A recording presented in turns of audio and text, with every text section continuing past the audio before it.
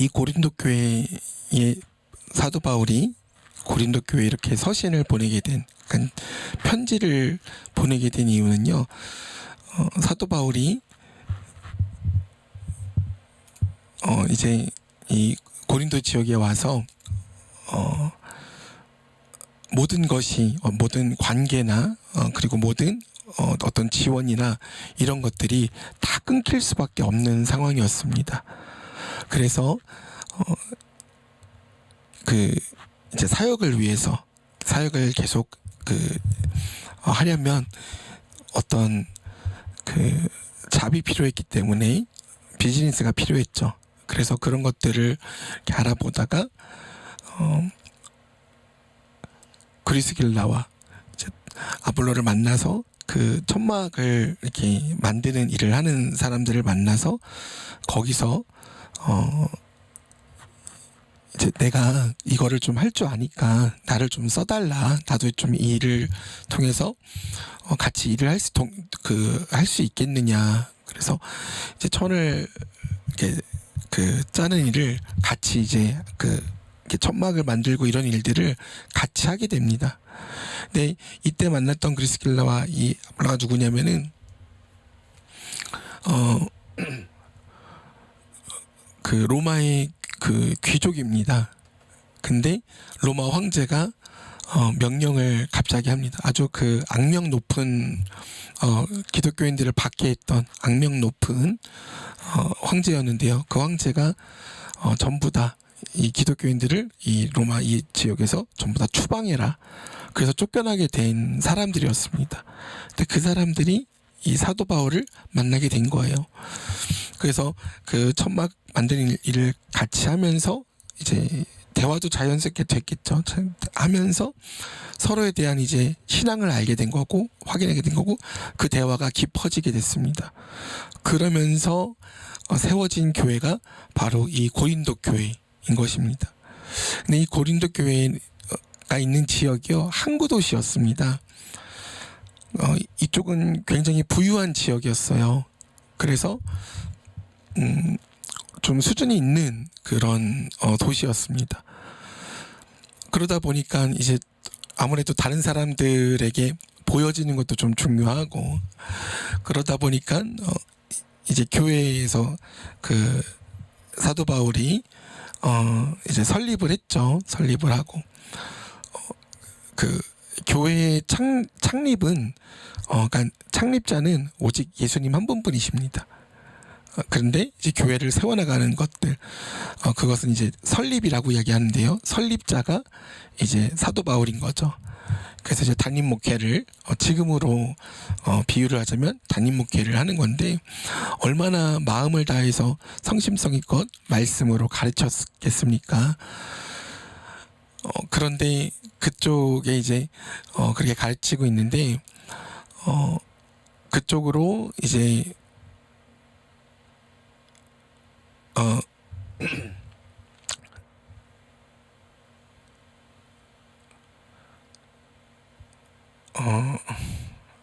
네, 그쪽으로 이제 아볼로라는 사람과 또 게바, 그러니까 우리가 알고 있는 이제 베드로입니다.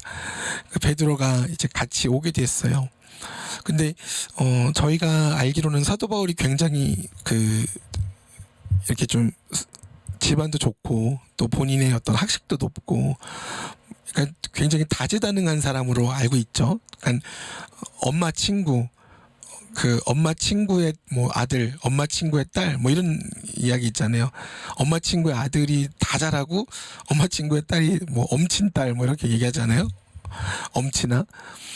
이제 그런 캐릭터라고 알고 있는데, 사도 바울이 조금 이제 어려운 부분이 있었나 봐요. 그게 뭐냐면 언변이 좋지 못했던 모양이에요. 그러니까 설교를 잘 못했다는 얘기입니다. 그래서 그런데도 이제 굉장히 애써서 이제 목회를 하고 이제 섬겨왔는데, 이때 온 이제 게바라는 사람은 그러니까 사도 바울은 예수님의 직접적인 제자가 아니었잖아요.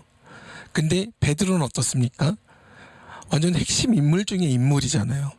그러니까 사도 바울이 이렇게 목회를 하고 있는데 이제 베드로가 나타났어요. 게바가 나타났습니다. 어떻게 되겠어요?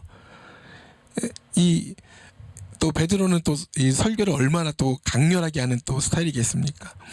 거기다가 어떤 뭐 유대인적인 어떤 부분들에 대해서 더 강렬하게 설교를 했고, 그리고 또 어떤 금욕주의라던가 뭐 이런 것들에 대해서 굉장히 그 철저. 근데 또 그런 약간 통제성 있는 것을 또 이렇게 맞아하는 성도님들이 계시거든요. 그러니까 또 그쪽으로 세력이 확 키워진 겁니다. 교회 안에서. 그리고 또 같이 온 아볼로는요. 이 사람은 언변이 너무나도 탁월한 사람이었고, 이때 당시 때 사람들은 수사학에 대해서 굉장히 좀 깊은 관심이 있었고요. 그러니까 기본적으로 또 이 지역에 잘 사는 사람들, 또 수준이 있는 사람들이었기 때문에 그런 설교를 굉장히 좋아했습니다. 그러니까 아볼로라는 사람은 설교도 잘했지만 이 학적인 부분에서도 굉장히 뛰어났던 사람이에요. 그러니까 이제 그런 쪽으로 또 사람들이 확 쏠리고, 그리고 직접적인 제자는 아니지만 바울도 또 바울의 어쨌든 첫 설립자이기 때문에 그쪽으로 또 그러니까 교파가 이게 갈라지게 된 거예요. 안에서 교세가. 그리고 나는 사람들 싸우는 거 싫어. 나는 뭐 바울파, 아볼로파, 게바파 싫고 나는 오직 예수 그리스도밖에 없어. 그래서 생겨난 것이 그리스도파입니다. 그게 어디에 나오냐면요. 고린도전서 1장 12절 말씀에 나옵니다. 제가 한번 봉독해 올리겠습니다. 내가 이것을 말하거니와 너희가 각각 이르되 나는 바울에게, 나는 아볼로에게, 나는 게바에게, 나는 그리스도에게 속한 자라 한다는 것이니 그리스도께서 어찌 나뉘었느냐. 바울이 너희를 위하여 십자가에 못 박혔으며 바울의 이름으로 너희가, 그러니까 쭉 가다 보면은 오직 우리가 전파해야 되는 것은 예수 그리스도가 이겁니다. 그러니까 누구파 이러면 안 된다는 거예요. 그게 17절 말씀, 18절 말씀인데요. 그리스도께서 나를 보내심은 세례를 베풀게 하려 하심이 아니요 오직 복음을 전하게 하려 하심이 돼. 복음만을 말의 지혜로 하지 아니함은 그리스도의 십자가가 헛되지 않게 하려 함이니라. 그러니까 내가 말을 잘 못하고 언변이 좋지 못하고 내가 설교를 잘 하지 못해도 내가 뭐 말을 잘해서 여러분들을 설득하고 설교를 하고 이게 중요한 것이 아니라 하나님께서 주시는 그 지혜로 말미암아 이 복음 자체로 말미암아 그리스도의 십자가가 헛되지 않게 하려고 하는 것입니다 라고 이야기하는 겁니다. 그리고 18절 십자가의 도가 멸망하는 자들에게는 미련한 것이다. 그러니까 무슨 말이에요? 지금 우리가 뭐 누구파 이렇게 하는 것은 멸망하는 일이라는 거예요. 이건 너무나도 미련한 일이라는 겁니다. 뭐 우리 교회도 그럴 수 있죠. 우리 목사님파, 또 뭐 웅도사파, 뭐 신사모님파, 뭐 소강호 사모님파, 아니면은 뭐 또 우리 희찬이파, 예은이파, 뭐 이럴 수 있는 거예요. 양파, 대파, 소파 뭐 다 나올 수 있는 거죠. 근데 그런 짓 자체가 물론 개인적으로는 기분이 좋을 수 있어요. 역시 내가 최고야. 뭐 이런 기분이 들 수 있거든요. 이제 사역들 다른 또 교회에서 이렇게 섬길 때요. 이 교육자들의 인기도가 또 이렇게 다르지 않겠습니까? 뭐 어딜 가나 다 직장에도 그렇고 그런 게 있잖아요. 하다못해 집에서 아이들이 오늘은 누구랑 잘 거야? 오늘은 아빠랑 잘 거야? 오늘은 누구랑 잘 거야? 오늘은 엄마랑 잘 거야? 아빠가 좋아? 엄마가 좋아? 나는 엄마가 좋아.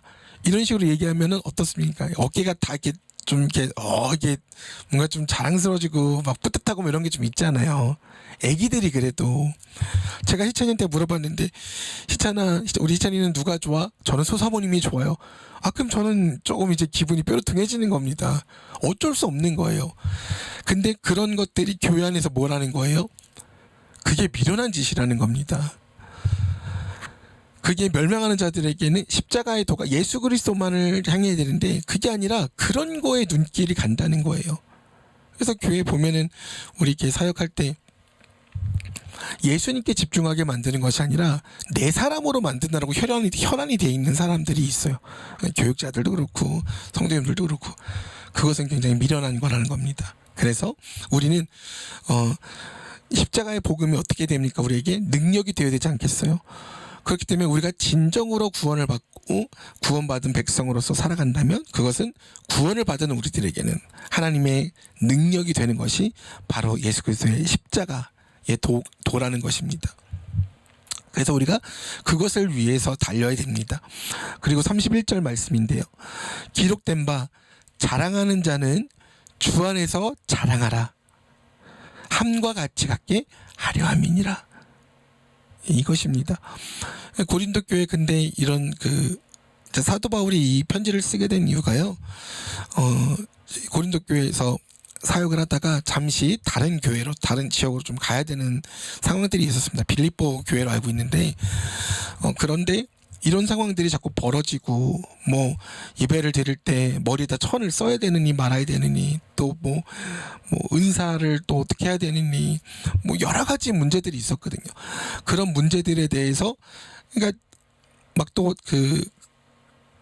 교회 안에서 예수님을 믿는 사람들인데 엉뚱한 좀 약간 성경적이지 않은 또 복음과는 조금 동떨어진 그런 부분들에 대해서 이야기하는 사람들이 늘어나서 사도 바울이 이 편지를 쓰게 된 겁니다. 그리고 사도 바울이 이 편지를 쓸 때 뭐라고 맨 처음에 쓰게 됐냐면요. 이것도 고린도전서 1장에 먼저 나오는데요. 물론 사도 바울이 쓴 서신에는 이런 부분들이 거의 계속 반복이 되죠. 뭐라고 반복이 되냐면요. 하나님의 뜻을 따라, 누구의 뜻이라고요? 하나님의 뜻을 따라 그리스도 예수의 사도로 부름을 받은 바울과 형제 소스데네는, 여기서 이제 바울까지만 얘기할게요. 하나님의 뜻을 따라서 그리스도 예수의 사도로, 여기서 하나님의 뜻이라고 분명히 밝히는 이유가 무엇입니까? 유대인들은요, 아직 예수님보다는 하나님만을 믿는 사람들이 더 많았기 때문에 더욱더 그것이 내가 누구의 지금 복음을 가지고 있는가, 이 복음이 누구의 뜻인가, 내가 지금 목회하는 것들, 설교하는 것들이 어디에 근거가 되어지는가, 하나님의 뜻에 있다는 겁니다. 그것을 명확하게 밝히는 거예요. 그리고 두 번째는 그리스도 예수의 사도로라고 분명히 밝힙니다. 이건요, 내가 사도야, 내가 교회 목회자야, 내가 교회 목사야, 내가 교회 전도사야, 내가 교회 뭐야 이렇게 이거를 나타내는 지금 그게 아니에요. 사도 바울은 오히려 자신이 사도로서 부름을 받은 것에 대해서 늘 예수님의 은혜에 너무 감사하고 나는 자랑할 것이 아무것도 없다고, 나의 모든 것은 배설물과 같이 여긴다고 고백하는 그런 그리스도인이었죠. 근데 굳이 편지에서 이것을 밝힌 이유가 무엇입니까? 사도 바울이 정말 마음을 다해서 생명을 다해서 복음 증거를 해서 교회 목회를 했는데, 이 엉뚱한 어떤 사람들과 또 그런 어떤 논리들과 또 잘못된, 참 이 노선이라는 게 참 중요한 겁니다. 이 노선을 정확하게 올바른 쪽으로 타지 못하고 엉뚱한 쪽으로 자꾸 타고 가면서 이게 맞다 저게 맞다, 교회를 혼란스럽게 만드는 짓거리들을 하는 거예요. 그런 것을 자꾸 하니까 이 정당성이 자꾸 흔들리기 시작하니까, 왜냐면 사도 바울은 사도가 아니잖아. 사도는 예수님께서 부르신 사람들이 사도잖아. 이런 식으로, 예를 들어서 저로 치면 이런 거죠. 이용수 사님이 사실은 신학을 엉뚱하게 했다며, 신대원 같지도 않은 신대원을 나왔다며, 신학을 사실은 복음에 대해서 잘 모른다며, 이런 식으로 이제 치부가, 정당성이 흔들리는 거예요. 그러면 목회를 어떻게 나가겠어요? 그리고 또 이 그리스도인들이 지금 갇혀 있는 것도 아니고 떨어져 있는데 어떻게 이 성도들의 마음이, 고린도 교회 성도님들의 마음이 하나가 되어줄 수 있겠습니까? 그래서 사도 바울이 부득불 밝히는 겁니다. 하나님의 뜻을 따라 그리스도 예수의 사도로. 지금 현대의 목사님들은 사도실까요, 아닐까요? 사도가 아니에요. 일부 교회들은 우리가 예수님의 사도고 이러는데 그 잘못된 말입니다. 사도는 예수님과 함께 있었던 그 제자들, 12제자들과 번외죠. 이 사도 바울입니다. 사도 바울까지 그때 이제 필요했던, 직접적으로 예수님께 이제 예수님의 제자로서 부르심을 받고 훈련을 받았던 그 복음을 증거했던 이 역할로 그때 끝나는 것입니다. 그러니까 그것과 지금의 목회자의 직분과는 조금 다른 부분들이 있어요. 근데 그거를 자꾸 혼용해서 사용하는 분들이 계시더라고요. 그러면서 이렇게 밝혔죠. 그리스도 예수의 사도라고 밝혔잖아요. 자, 여기서 질문이요. 그러면은 바울은 예수님께 사도로 부르심을 받았습니까? 안 받았습니까? 받았습니다. 어디서 받았습니까? 다메섹 도산에서 부르심을 분명히 받았습니다.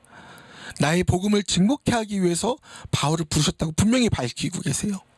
그렇기 때문에 사도 바울이 예수 그리스도 자기가 예수님을 믿는 사람들을 그렇게 그냥 죽인 것도 아니고 정말 이 활활 불타올라서 막 진짜 최선을 다해서 예수님을 믿었던 사람들을 죽이고 핍박했던 사람인데 거기서 예수님을 만나고 변화되어져서 이제는 예수님을 위해서만 살겠다고, 예수님의 복음만을 위해서 살겠다고, 하나님의 뜻을 따라서 예수님을 증거하며 그 십자가의 도를 향해서 살겠다고 인생 자체가 변화된 사람이 사도 바울인 것입니다. 근데 이 고린도 쪽에 가서 이제 복음을 증거하니까 뭐 사도 바울이 누군지, 이 사람의 뭐 과거가 어떤지, 누가 뭔지 어떻게 알겠어요. 그래서 지금 이 서신을 통해서 일부러 이렇게 밝히고 있는 것입니다. 왜 오늘 고린도전서 14장인데 1절 말씀을 이렇게 무게를 두느냐. 고린도 교회에서 왜 이런 어떤 은사들, 방언과 예언과 이런 것들이 왜 문제가 되었는지를 알려면 이 고린도 교회 이 백그라운드를 좀 알 필요가 있습니다. 그래서 그러면은 은사는 왜 문제가 되느냐? 아까 서두에 말씀드린 것처럼 고린도 교회가 조금 이렇게 수준이 있는 교회였어요. 있는 분들이 이제 공동체를 이룬 교회였습니다. 그러다 보니까 다른 사람에게 조금 이렇게 보여지는 거, 더 우세해 보이는 거, 또 좀 더 뭐 내가 제일 잘 나가 뭐 이런 느낌의 것들이 조금 있었습니다. 그러다 보니까 성령님의 역사하심으로 은혜로 받은 이 은사에 대해서도 이것을 교회의 유익을 위하여서 또 교회의 덕을 세우기 위하여서 사용하는 것이 아니라 그 은사를 활용하는 것 자체가 너무 잘못된 동기로 작동이 됐었던 거예요. 그리고 어떤 영적인 능력으로 다른 사람들을 사랑하고 섬기고, 은사의 그 목적성은요 단 하나밖에 없습니다. 다른 사람을 섬기고 유익하게 만드는 것밖에 없어요. 근데 이 은사를 가지고 내가 방언을 이렇게 받았어. 우리도 지금까지 살아오면서 그런 분들 많이 만났잖아. 내가 방언하는데, 내가 영적으로 기도하는 사람이야.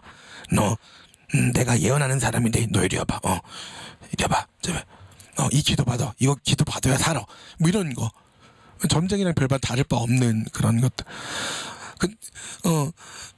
그래서 자신의 영적인 능력을 더욱더 드러내고 더욱더 과장해서 다른 사람을 통제하려고 그러는, 뭐 지금으로 말하면은 조금 다르기는 한데 너 이렇게 살았잖아. 너가 이래서 이런 거야.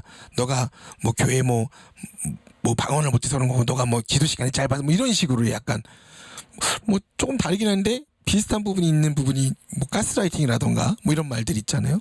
뭐 꼭 그렇진 않지만, 근데 그런 식으로 다른 사람의 정신을 피폐하게 만들고, 제가 우리 신영 집사님께 계속해서 집사님 기도 안 해서 그래. 기도 안 해서 뭐 그러는 거야. 뭐 기도 안 하면 이번에 자립식 캠프에 그 망할 거야. 뭐 이런 식으로 얘기하는 거예요. 제가 지금 독립식 캠프 보내려고 우리 성현이를 얼마나 정신교육을 시키고 있는지 아십니까? 제가 어저께 우리 담임 선생님이랑 통화를 했어요. 왜냐면 제가 너무 자꾸 이렇게 상태가 안 좋고 이러니까 준비하시는 우리 선생님 입장에서 이게 너무 염려가 되실 것 같은 거예요. 왜냐면 성현이가 이제 어제 그 유치원을 못 갔어요. 성현이가 너무 아파서 저랑 같이 가서 이제 검사를 받았습니다. 근데 이 얼마나 또 이렇게 준비하시는 선생님들이, 또 우리 교회 또 우리 유치원에 또 기도하시는 우리 선생님들이 계시잖아요. 선생님들이 얼마나 많이 기도하시면서 그것을 위해서 준비하시겠어요. 그게 코로나 이전에 있었던 캠프래요. 근데 코로나 때는 못 하셨다가 끝나고 나서 일부러 기획을 하신 거예요. 제가 그래서 수사원님께 이제 이야기를 전달을 받았는데 그냥 이게 뭐 캠프가 아니라 일부러 그 이제 낮에도 재밌는 프로그램들이 많이 있고 저녁에도 일부러 뭐 미술 선생님도 오시고 뭐 누구 선생님도 오시고 오셔서 다 같이 힘을 합해서 연합하는 거예요. 그러니까 저는 무슨 생각이 들겠습니까? 아, 여름 성경학교 캠프 같은 어떤 그런 벅찬 설렘, 감동. 근데 중요한 게 뭔지 아세요? 담임 선생님이랑 얘기하는데 저는 신효정 집사님이랑 얘기하는 줄 알았어요. 이 담임 선생님이 하시는 말씀 하나하나가 전부 다 신효정 집사님의 정신을 담고 있더라고요. 왜냐하면 제가 신효정 집사님께 직접 들었던 그 어떤 마인드와 어떤 어떤 그 아이들을 향한 마음의 어떤 수준, 퀄리티를 제가 알고 있잖아요. 근데 그게 담임 선생님을 통해서 이렇게 말씀을 듣는데 아, 담임 선생님이 우리 주임 선생님의 말씀을 굉장히 창념하시고 집중하고 네, 좀 이런 거 좀 칭찬 좀 부탁드릴게요. 아유, 죄송합니다. 이게 사적으로 이런 거 부탁드리면 안 되는데. 그래서 어저께 통화하는 내내 너무 감사했고 제가 이 목소리로 선생님, 제가 성현이가 그 유치원에서는 아, 당연히 가야죠. 막 친구들한테도 아, 우리 당연히 해야 되는 거 아니야. 이렇게 했다는데 선동을 했대요. 근데 엄마한테 와서는 엄마 못 가. 나 어제 그래서 제가 그 전에도 계속 설득을 했는데 아, 갈 수 있다고 했는데 제가 이제 질문을 받고 왔어요. 성현아, 갈 수도 있고 그러면 잘 수도 있지? 그랬더니 대답을 못 하는 거예요. 이 아이가 아직 그 두려움이 있는 거예요. 엄마를 떠나서 자는 거에 대한. 그래서 얘기했죠. 그래, 두려울 수 있어, 성현아. 처음이라서. 근데 성현이 너가 다시는 없을 마지막이잖아. 너 내년에는 이 캠프를 가고 싶어도 못 가. 그리고 이제 조금 이제 도전을 했죠. 아빠는 너보다 1살 어릴 때 떨어져서 하룻밤 자고 왔었어. 그것도 시골에서. 그랬더니 성현이가 눈이 번쩍이면서 아빠도 그랬다고요? 그럼 성현이도 할 수 있고 선생님들과 또 성현이가 좋아하는 담임 선생님과 또 우리 성현이가 사랑하는 우리 친구들 같이 있는 거야.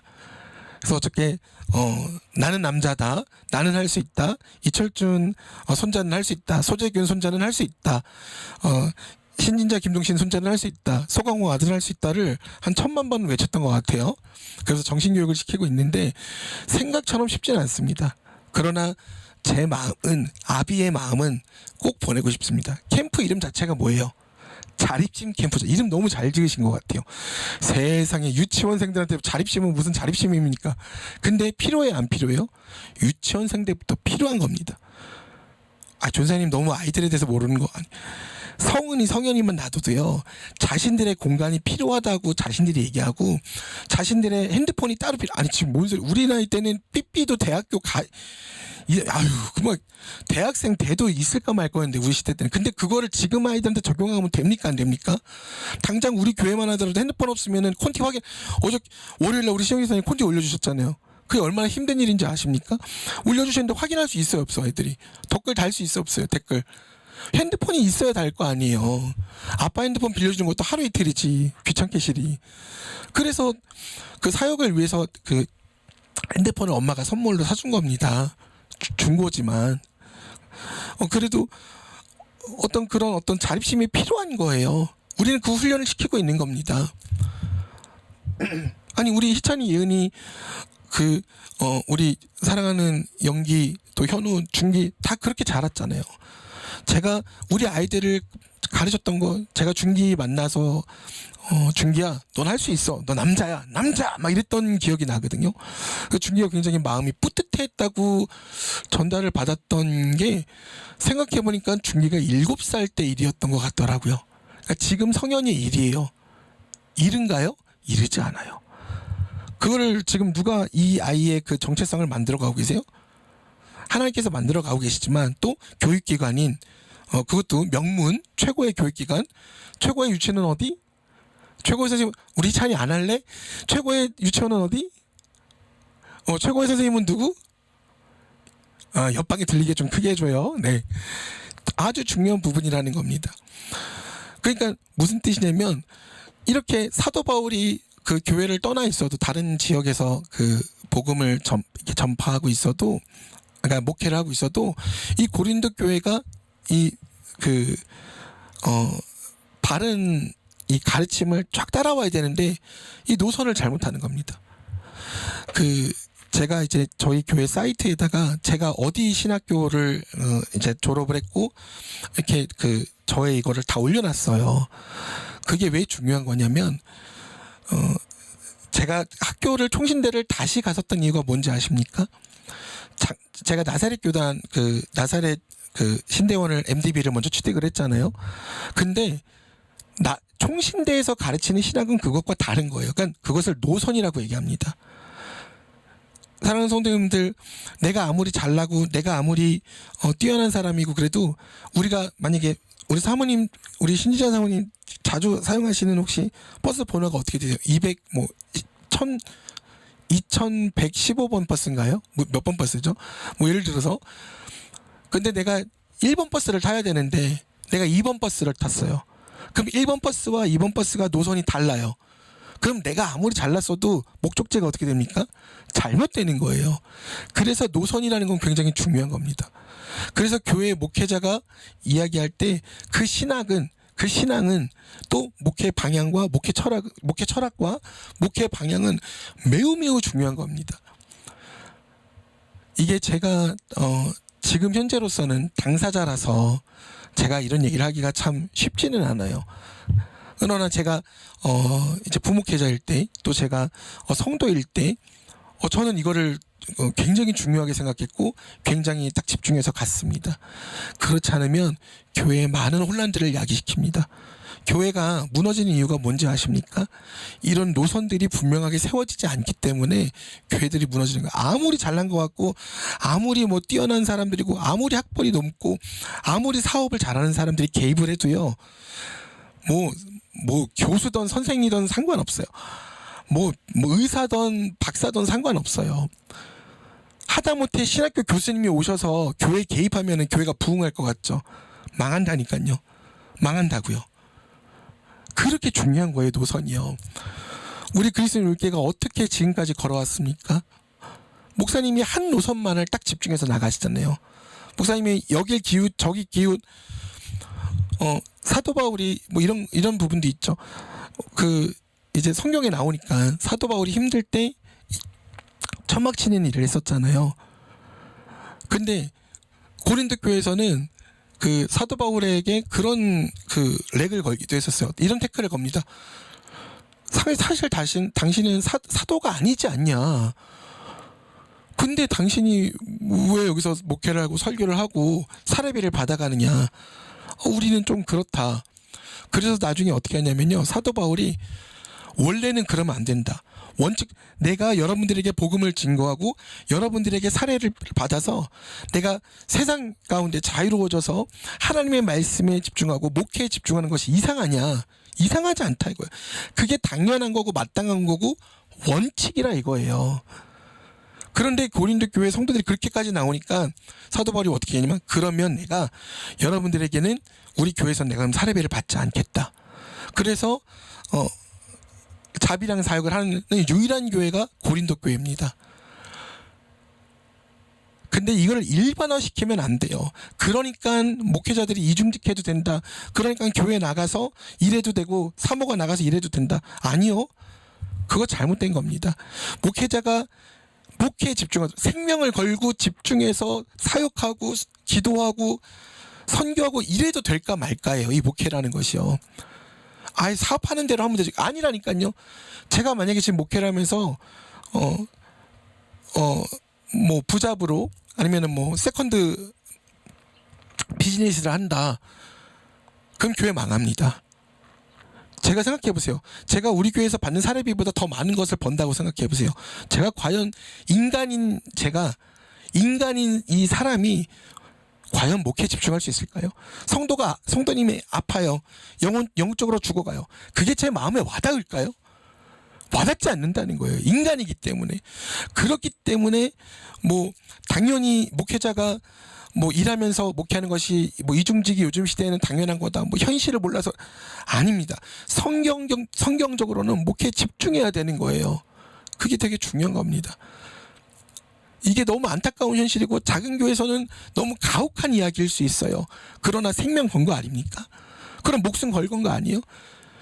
푸른 바다 나서니 몸 어디든가 이런 거 이겁니다. 그러니까 우리 교회도 지금 사모님이 이제 잡을 어쩔 수 없이 갖고 계시는데 저희는 그렇게 기도합니다. 하나님, 이 잡이 일시적인 거기를 소망합니다. 하나님께서 물론 사모님이 원하셔서 사모님의 비전을 향해서 나가시는 건 저는 오케이예요.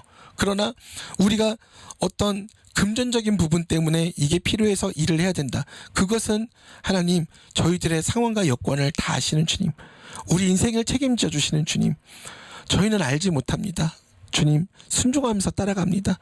하나님의 방식대로, 하나님의 노선으로, 하나님의 말씀에 근거하여서 우리가 따라갈 때 하나님, 우리가 사역 가운데 집중할 수 있도록 주님, 우리를 사용하여 주시옵소서, 이렇게 기도하는 겁니다. 제가 우리 영기 사랑하고 현우 사랑하고 준기 사랑하고 시찬이 사랑하고 예은이 사랑하고 거기에 바빠야 되지 않겠습니까? 우리 성도님들 돌보시고 우리 성도님들 위해서 기도하는데 바빠야 되지 않겠습니까? 엉뚱한 일 하는 교회가 얼마나 많은데요.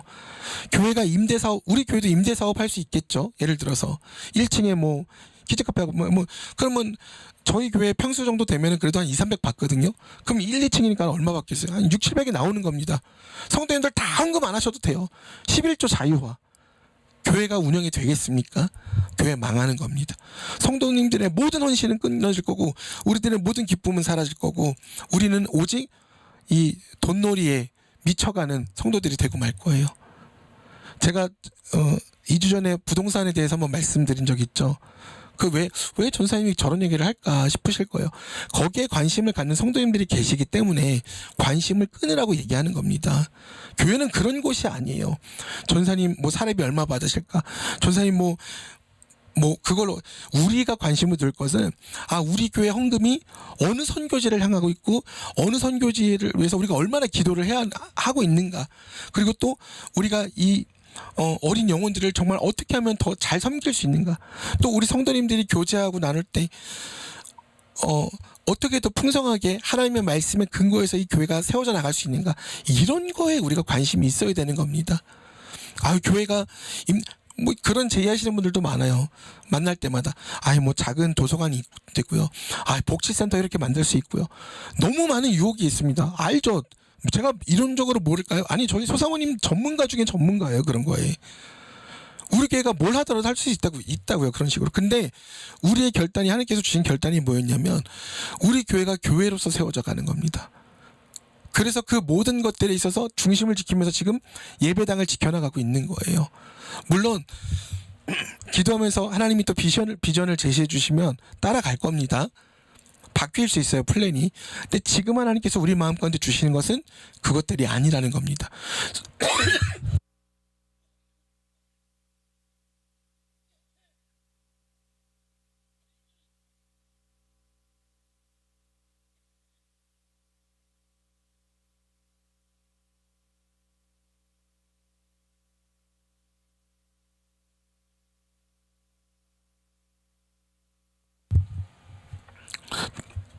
죄송합니다.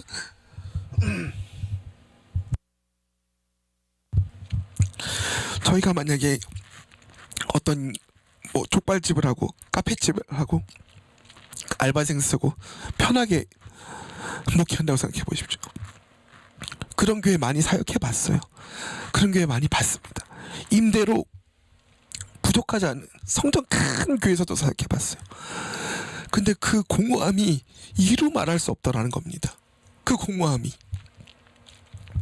그래서 하나님께 기도합니다. 하나님, 우리 교회가 교회로서 성장할 수 있도록.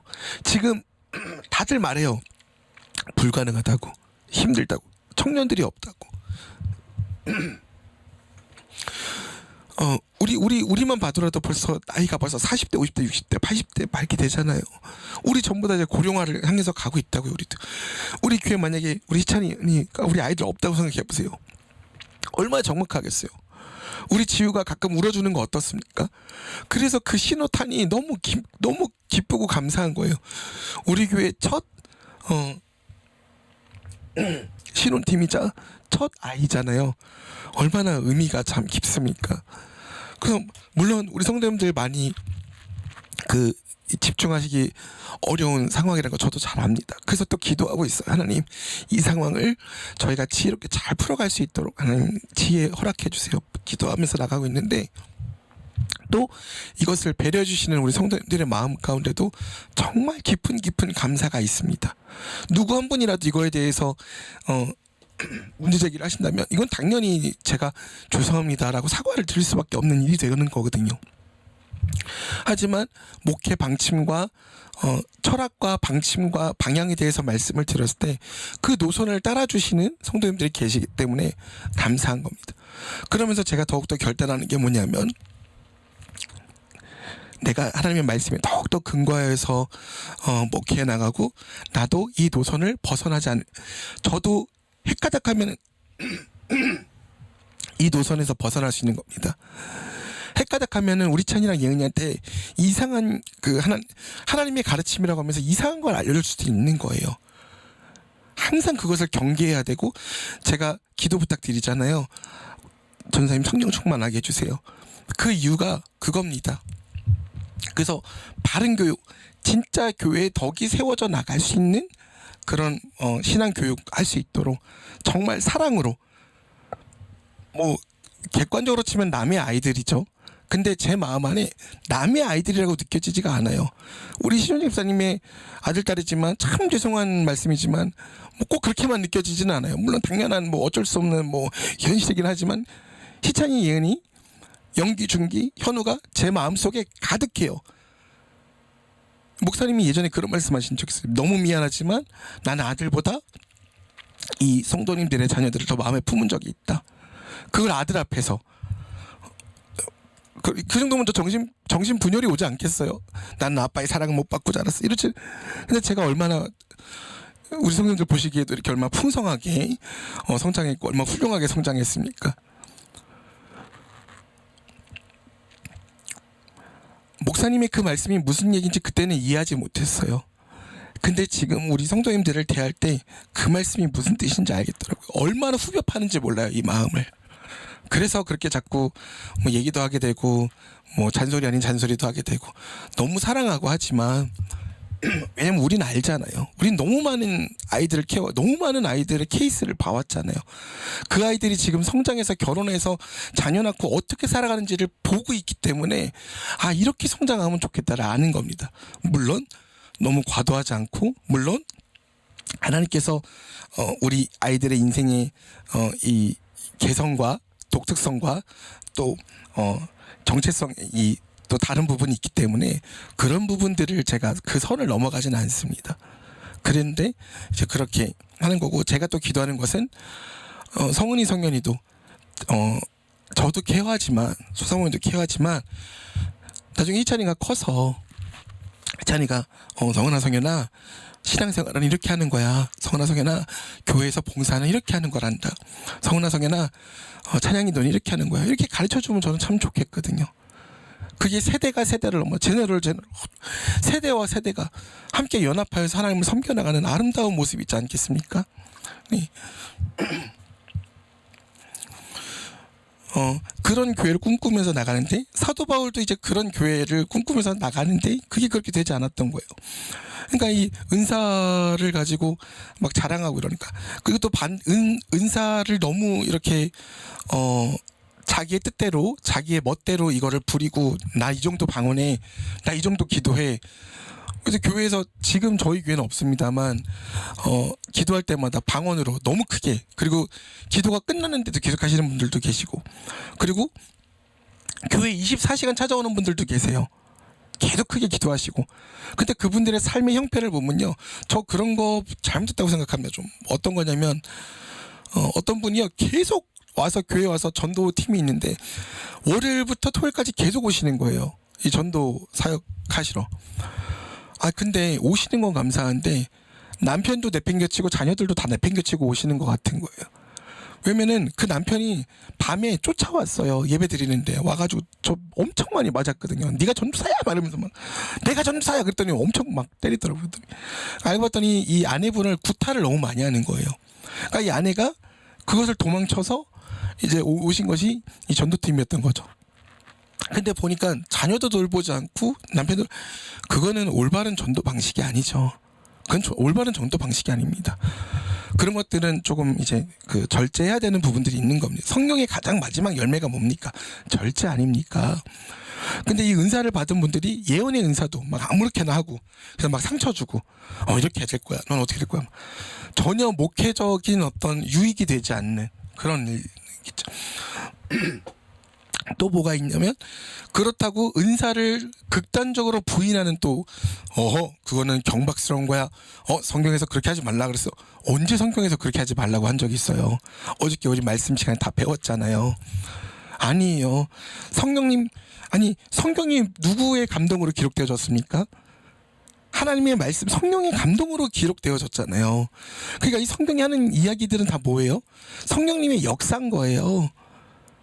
거기서 말하는 이 은사를 전부 다 거부하고 부정한다. 그럼 부정하고 거부한다? 그것은 잘못된 것이라는 겁니다. 다만 오늘 본문이 뭐라고 얘기합니까? 어제랑 같은 얘기, 맥락입니다. 방언을 할 때 통역의 은사, 옛날에 통변이라고 그랬잖아요. 통변의 은사를 꼭 사모하십시오. 통변의 은사를 달라고 기도를 하십시오. 구하십시오. 라고 오늘 본문이 이야기하는 겁니다. 그래서 만일 방언으로 기도하면 나의 영이 기도하거니와 나의 마음은 열매를 맺지 못하니라.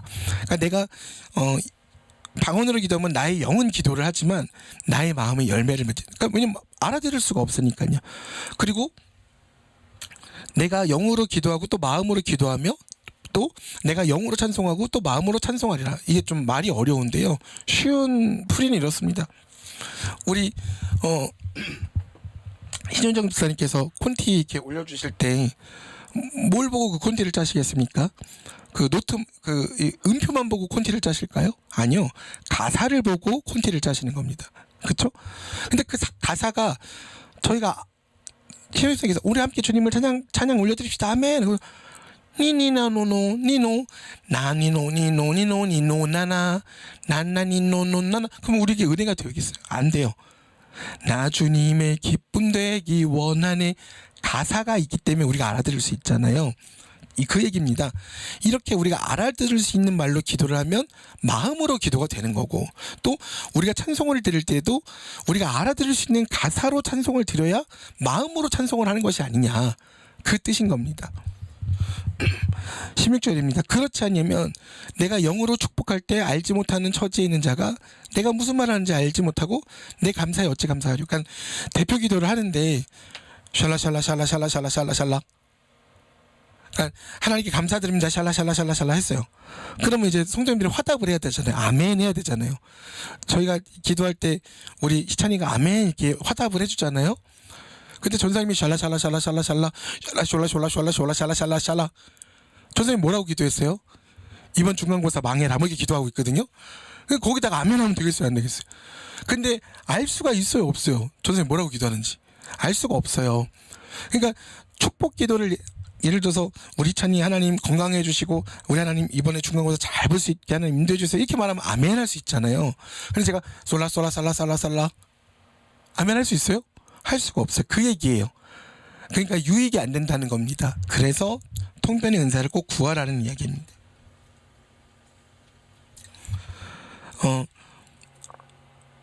그런데 이렇게 얘기를 하면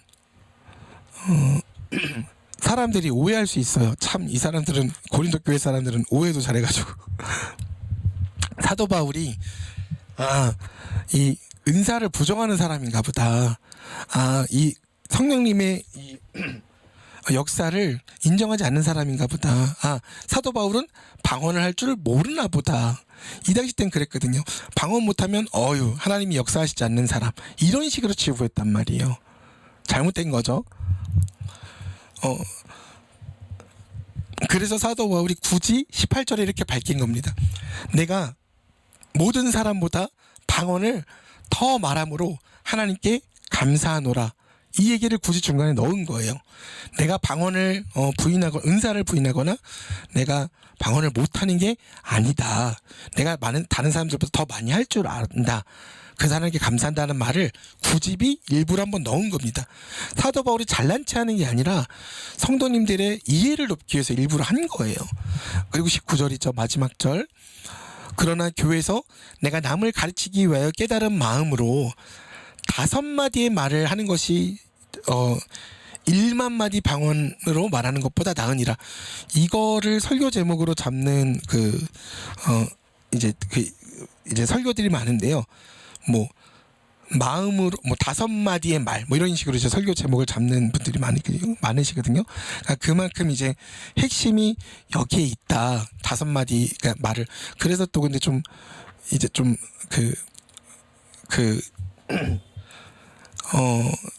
요즘에 이제 유튜브가 많다 보니까 유튜브에 이제 이런 설교나 또 개인적으로 성경 통독해서 올리시는 분들이 많다 보니까 이런 부분에 너무 포커싱을 둬서 어제와 오늘 본문을 잘못 해석해서 잘못 올리시는 분들이 굉장히 많습니다.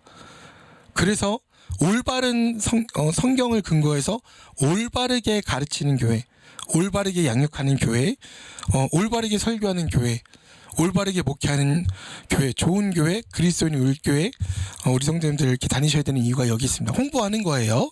예, 홍보하는 겁니다. PR하는 거, PPL을 지금 올리는 거예요. 그리스도인의 울교에서는 정확한 말씀으로, 정확한 해석으로, 정확한 주석과 정확한 통찰력으로 말씀을 증거하려고 애를 쓰고 있습니다. 여러분 좀 도와주십시오. 예, 예배에 더욱더 할렐루야. 네.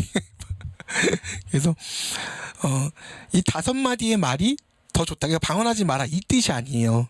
방언을 하려면 통변의 은사를 구하고 그 전에는 골방에서 기도를 하면 좋겠다.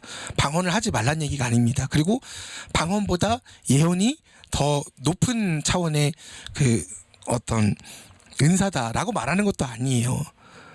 그리고 또 다른 여러 가지 뭐 각기각색의 이 해석들이 많더라고요. 그래서 사랑하는 성도님들 자꾸 유튜브 물론 이제 많은 많은 이게 추천드릴 만한 것들도 있지만 잘못된 것들도 많아요. 그러니까 되게 유명한 분들이거든요. 성경 통독하시는 분들인데 이미 뭐 너무 유명한 분들이 막 책도 내고 근데도 해석이 잘못됐다. 네, 그래서 시찬이에게 권고하는 것은 전통적인 그리고 굉장히 근본적인 그리고 굉장히 성경을 정경을 정경으로만 보는 그런 신대원을 꼭 가야 된다. 총신대를 꼭 가야 된다. 삼수를 하더라도 꼭 가야 된다. 뭐 이런 얘기를 마지막으로 남기면서 신학적 노선을 잘 선택해야 된다는 것을 죄송합니다. 신효정 집사님의 눈빛이 너무 부담스러워서 여기서 말씀을 마치도록 하겠습니다. 그래서 아니 우리 찬이 어떻게 인도하실지 모르잖아요. 근데 그냥 제가 그냥 소소하게 기도하는 거예요. 너무 그러지 마세요. 네, 우리 또 결단 기도가 또 어떻게 마침 또 이렇게 아유 참 우리 신영수에게 기도해 주시겠습니다.